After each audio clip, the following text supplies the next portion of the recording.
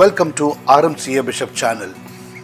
My dear friend, today I am going to explain to you what Pope Francis spoke about fraternal solidarity. In his message for the World Day of the Sick 2021, Pope Francis spoke about the necessity of visiting the old and the sick. By such visits, we are able to demonstrate our closeness to those people who suffer. Such a closeness is a precious balm that provides support and consolation to the sick in their suffering. As Christians, we experience that closeness as a sign of the love of Jesus Christ, the Good Samaritan, who draws near with compassion to every man and woman wounded by sin. United to Christ by the working of the Holy Spirit, we are called to be merciful like the Father and to love in particular our frail, infirm and suffering brothers and sisters. Not only those belonging to our family, but also in our neighborhood, in our community, in the church, in our village, in the society, etc. Pope quotes the John's Gospel, chapter 13, verses 34 and 35. A new commandment I give you, that you love one another, even as I have loved you, but you also love one another. So what we do is in obedience to the commandment of Jesus, who asked us to love one another. And he is our model. And he says, you also love one another.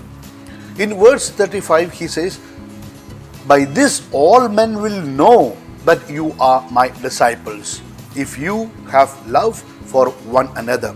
So this is the sign that a person is a disciple of Jesus. We as Catholics, we as Christians, we have to express through our word and deed that we are Christ's disciples. If we are Christians, it has to be shown in life. There is always a saying, action speaks louder than words. There is no point in telling that I am a Catholic, I am a Christian, I go to the church, I do this, I go for convention, etc. But then that should be translated into action. And the action that Jesus is expecting from us is fraternal solidarity.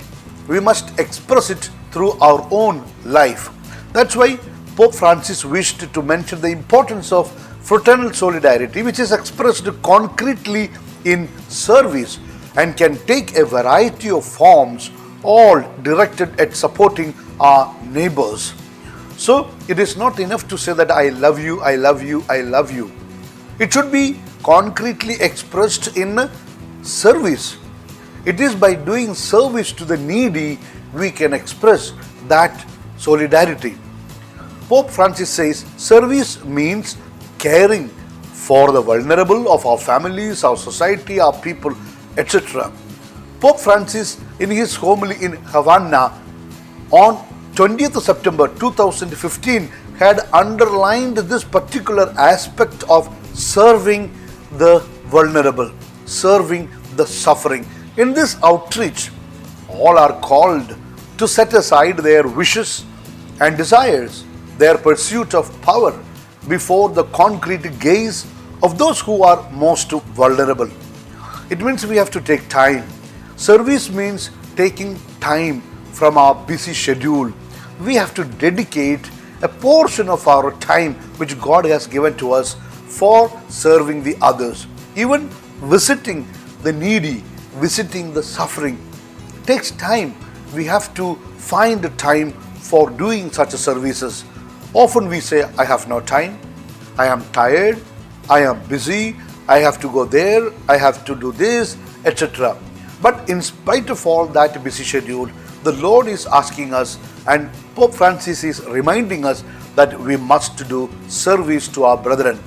Service always looks to their faces, touches their flesh, senses their closeness, and even in some cases suffers that closeness and tries to help them. So serving the suffering also means that we are participating in their suffering. And when we participate in their suffering, I am sure their suffering is reduced. They get energy, they get the power, they get the necessary strength to bear the suffering. Suffering comes to anybody at any time. And therefore, when we take time to make them strong, to accept the suffering as will of God, I am sure they will experience God's presence in their own life. And that is how in service we glorify the Lord. And that is what we need to decide. So, my dear friend, my dear brother, my dear sister, we have no option.